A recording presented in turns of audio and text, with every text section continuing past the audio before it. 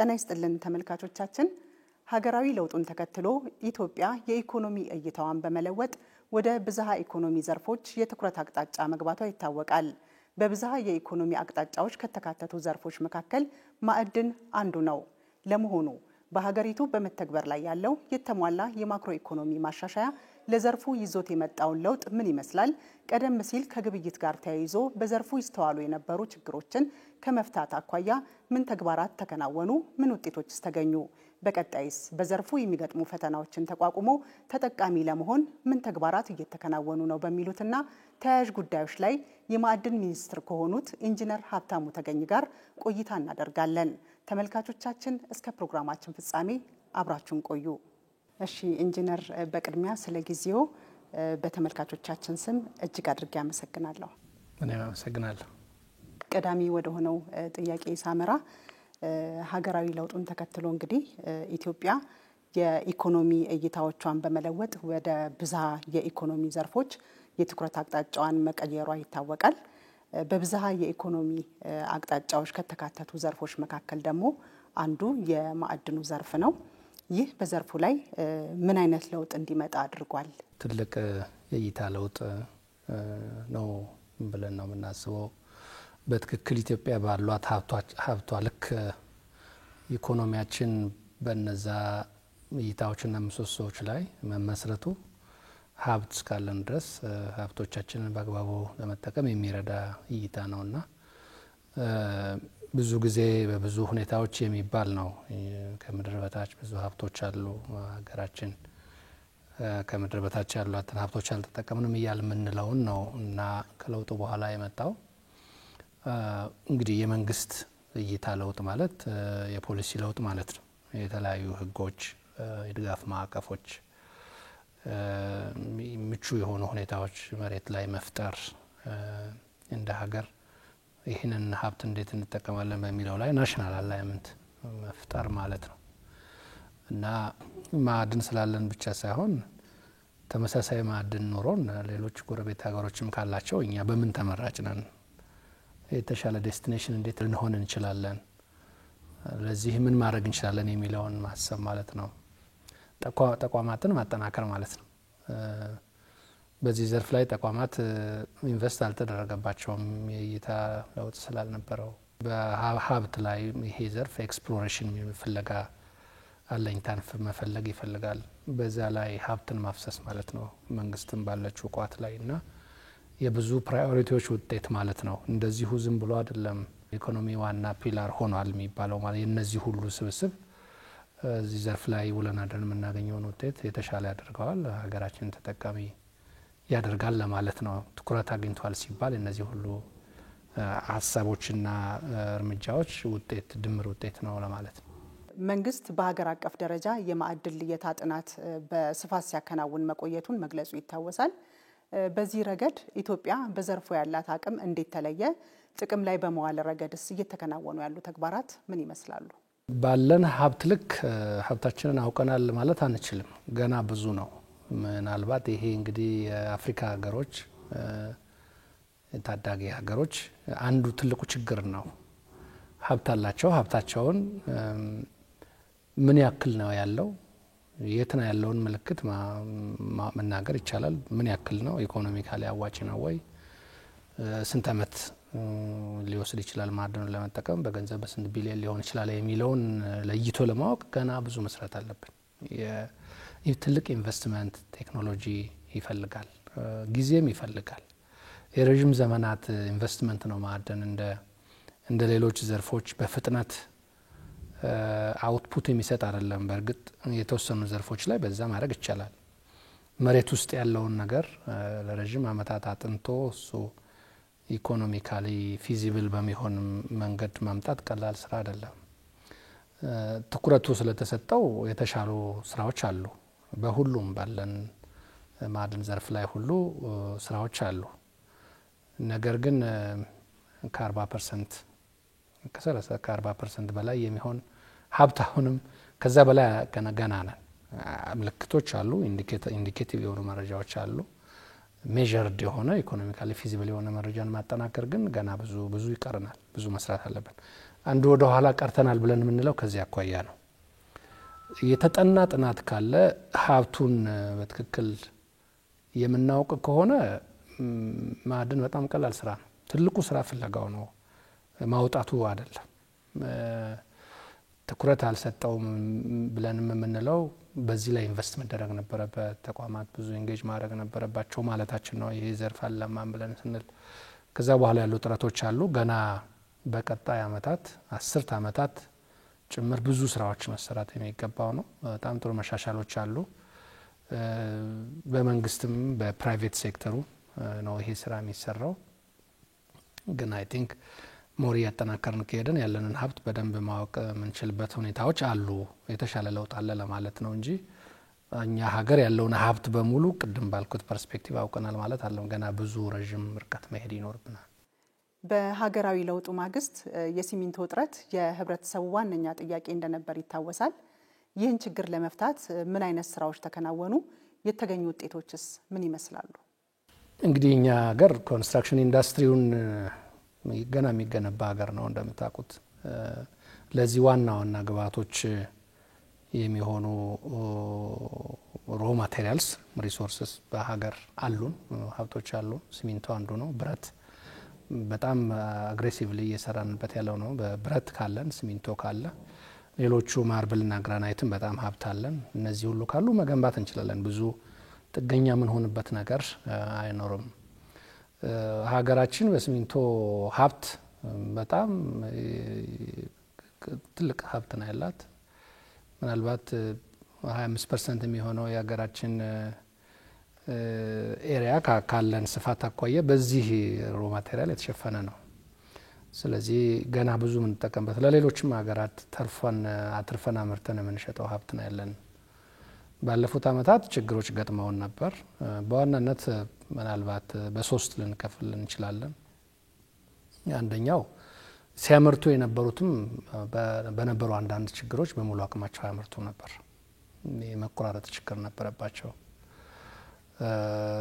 ህዳሴ በጣም ፒክ ላይ ኮንሰምፕሽኑ በጣም ፒክ ላይ የደረሰበት ጊዜ ስለነበረ ለሌላው ዘርፍ ይህን ፕራዮሪታይዝ ለማድረግ የራሱ ችግር ነበረው።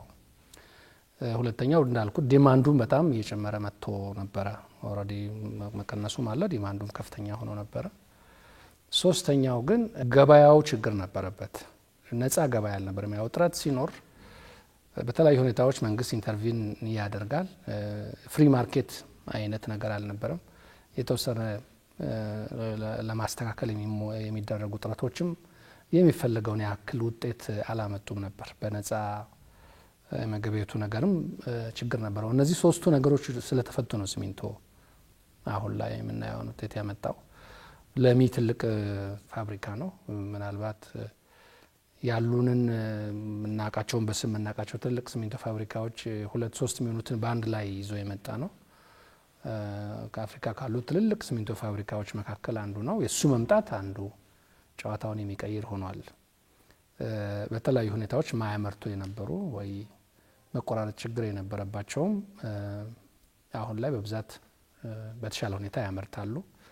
ህዳሴንም እያጠናቀቅን ስለሆነ እዛ ዳይቨርት የምናደርገውን ሲሚንቶ ወደ ሌላው ኢንዱስትሪ መግባት ችሏል። ገበያውም ነፃ ነው። አሁን በፊት የገበያ የመውጫ ዋጋ የፋብሪካ ዋጋ ተወስኖ በዛ መካከል የሚደረግ ነው። ሌባና ፖሊስ አይነት ጨዋታ ነው የገበያ ስርዓቱ የነበረው። አሁን ነፃ ነው።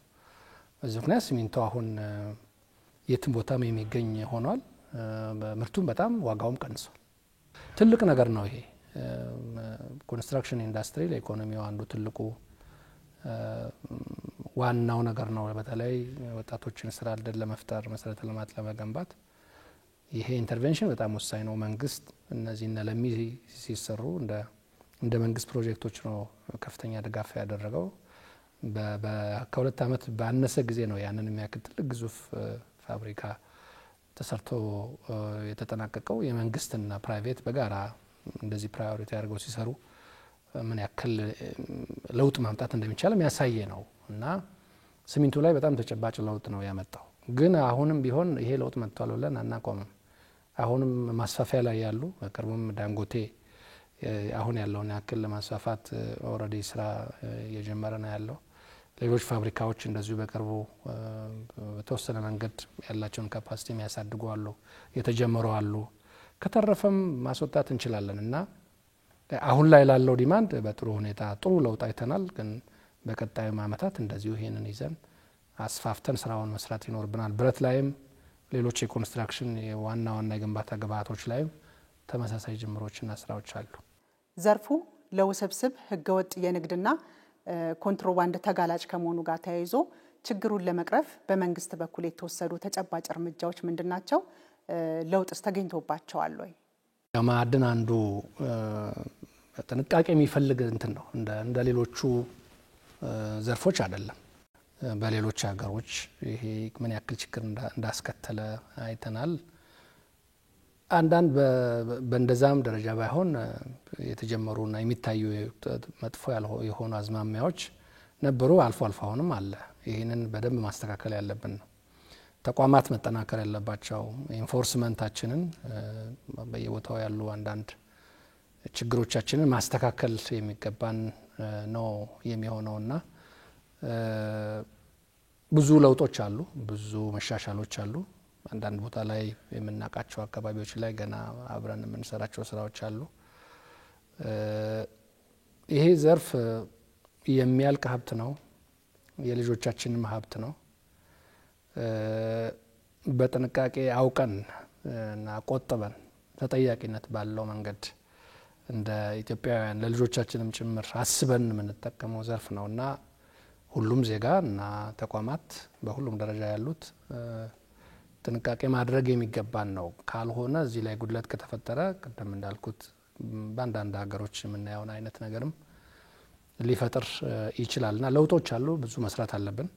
ሁሉንም አንድ ሳይሆን በጥንቃቄና በሚገባን መጠንም ጭምር ነው ማውጣት ያለብን። ገበያው መኖሩን አውቀን፣ ዓለም አቀፍ ገበያው መኖሩን አውቀን፣ የኛም ገበያ መኖሩን አውቀን እንጂ ሁሉንም እንደዚሁ ከዚህ በላይ ከተጠቀምንም በሚገባንን ያክል ሳንጠቀምበት የሚያልቅ ነው። ቫሉ እሴት መጨመርም ይፈልጋል። ትንሽ እሴት ጨምረን ብዙ ማግኘት ስንችል አንዳንዶቹ እሴት ባልተጨመረ መንገድ የምናደርገውንም ነገር ማስተካከል አለብን። እንግዲህ ዘርፉ ትኩረት እስካለው ድረስ በአንድ የሚያልቅ አይደለም። ያሻሻልን እያስተካከልን የምንመጣበት ገና ብዙ የምንሰራበት ዘርፍ ነው። ባለፉት ዓመታት ከነበረው ሁኔታ አኳያ በአጠቃላይ እንደ ሀገር የሀገራዊ ስቴሪንግ ኮሚቴም አለው። ይሄ ዘርፍ የሚመራበት ክልሎችን በአንድ ላይ የምንመክርበት እንደዚህ አይነት እንትኖችም ስላሉ ፕላትፎርሞች ስላሉ ለውጥ አለው ማለት ይቻላል። ግን ስቲል በጣም ጥንቃቄ የሚፈልግ እንደሆነ በዚህ አጋጣሚ መናገር መልእክት ማስተላለፍ ፈልጋለሁ። ከወርቅ ግብይት ጋር ተያይዘው የነበሩ ችግሮችን በመፍታት ረገድ የተከናወኑት ስራዎች ምን ይመስላሉ? የማክሮ ኢኮኖሚው መከፈት ለዚህ ዘርፍ በጣም ትልቅ እንትን ነው። ትልቅ ምርታ ነው የፈጠረው። አዳዲስ ኢንቨስተሮች፣ ዓለም አቀፍ ኢንቨስተሮች እንዲመጡ ያለውም በተለይ ወርቅ ላይ የነበረው ችግርም እንዲፈታ አድርጓል እና በዚህ አመት እንግዲህ ይህንን ይዘን መቀጠላችን በደንብ መስራት አለብን። ከፍተኛ የሆነ ለውጥ ነው ያለው እና ከዚህ በፊት የግዢ ጣቢያ ያልነበሩ ብዙ ቅርንጫፎች ከፍተናል። አሁን ከብሔራዊ ባንክ ጋር ሆነን ጥሩ ነው፣ ከሞላ ጎደል ጥሩ ነው። አሁንም ቢሆን ሊኬጆች አይጠፉም ሙሉ ለሙሉ ማለት ይቻላል። ግን ምናልባት ኢትዮጵያ ባለፉት 4-5 አመታት ወደ ብሔራዊ ባንክ ካስገባችው ወርቅ በላይ በዚህ አመት መጨረሻ ላይ ይገባል ብለን እናስብ። እንግዲህ ምን ያህል ሀብት እንዳለን ነው። ሀብታችን የሚባክንበትም ከዚህ አኳያ ማየት ይቻላል።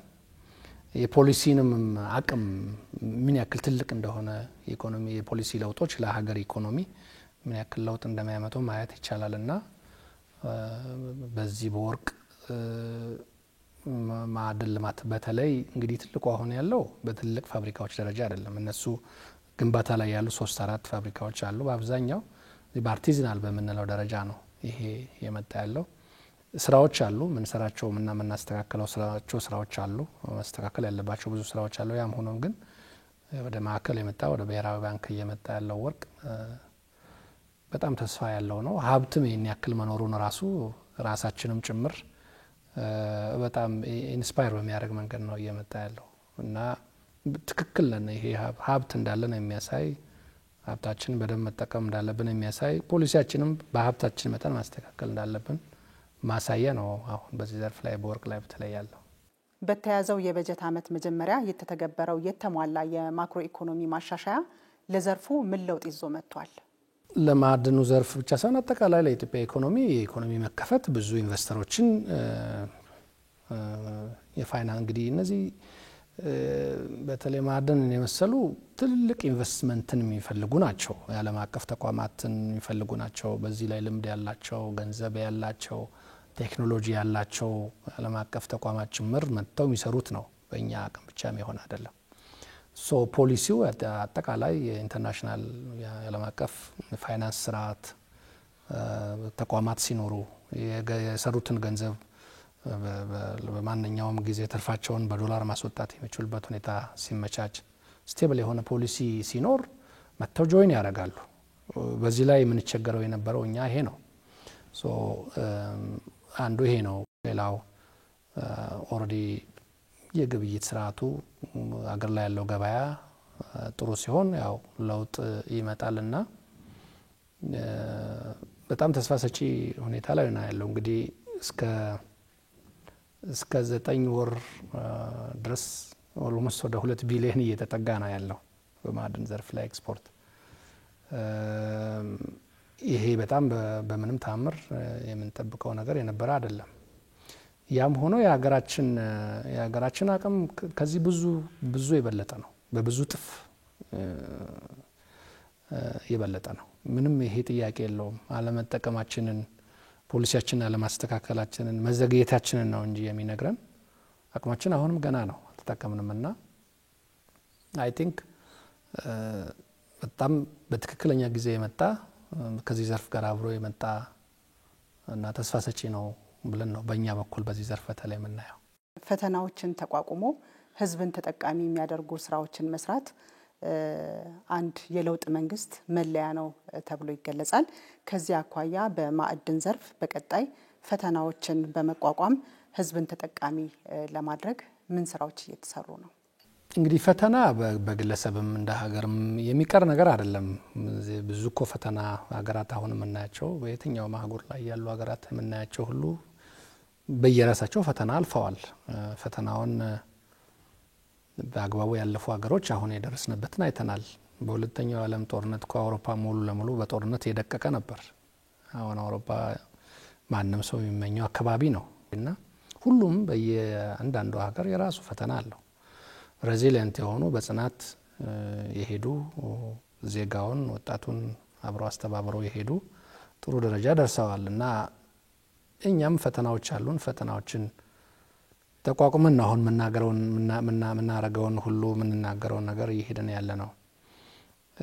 ፈተናዎችን ለመቀነስ መስራት፣ ተባብሮ መስራት መንገዳችንን የበለጠ ያፈጥናል። ያላስፈላጊ ጊዜንና ኃይልን ከማጥፋት ጊዜን ከማባከን ያድናል።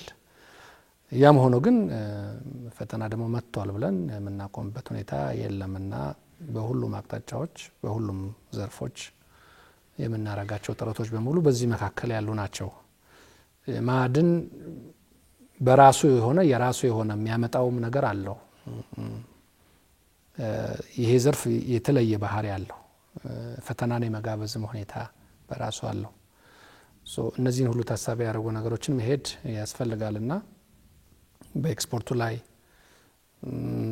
ኢምፖርትን በመተካት እየሰራን ያለናቸው በቀጣይ ለኢትዮጵያ ተስፋ የሚሆኑ ስራዎች እየተሰሩ ያሉ ስራዎች በሙሉ በዚህ መካከል አሁን እንደ ሀገር ያለፍንበት ባለው መንገድ እየተጓዘን ያለነው ነው። ይሄ ሬዚሊየንት የመሆን ተስፋ ላለመቁረጥ መንቀሳቀስ ለነገ የተሻለ ነገር ማስረከብ በጣም ጠቃሚ ይመስለኛል። ኢትዮጵያም ይሄንን አሁን አይ ቲንክ ሊደርሺፑ በጣም ሬዚሊየንት ሆኖ እየሄደ ያለ ነው። አሁን ባለንበት ሁኔታ ፈተናዎች ባሉበት ሁኔታ ውጭ ምንዛሪ አኳያም ቅድም እንዳልኩት ይሄንን ያክል መሄድ በጣም ጥሩ ነው ብዬ ነው ማስበው። ስለዚህ ግን ደግሞ ኮንሺየስ መሆን ያስፈልገናል። እግር መጓተትን፣ ጊዜን ባላስፈላጊ በሆነ መንገድ ማባከንን ብንተው እና ፍጥነታችንን ብንጨምር ደግሞ ከዚህ በላይ በፍጥነት ሄደን ከችግሮቻችን መውጣት እንችላለን እና ግን አይ ቲንክ ሬዚሊየንሱ ግን የታየ ነው የሚመስለኝና በፈተናዎች ማንበገር የመጨረሻዎቻችንን አቅሞቻችንን አሟጠን ለመጠቀም በሁሉም አቅጣጫ ባለን አቅም ሁሉ የታገልን ነው ብዬ ነው ማስበው እና በዚህ ዘርፍ ላይ ያሉ ለውጦችም የዛ ማሳያዎች ናቸው ብሎ ማየት ይቻላል። ኢንጂነር ሀብታሙ ለጥያቄዎቻችን ለሰጡን ሰፊ ማብራሪያ በተመልካቾቻችን ስም በድጋሚ እጅግ አድርጌ አመሰግናለሁ። እኔም አመሰግናለሁ።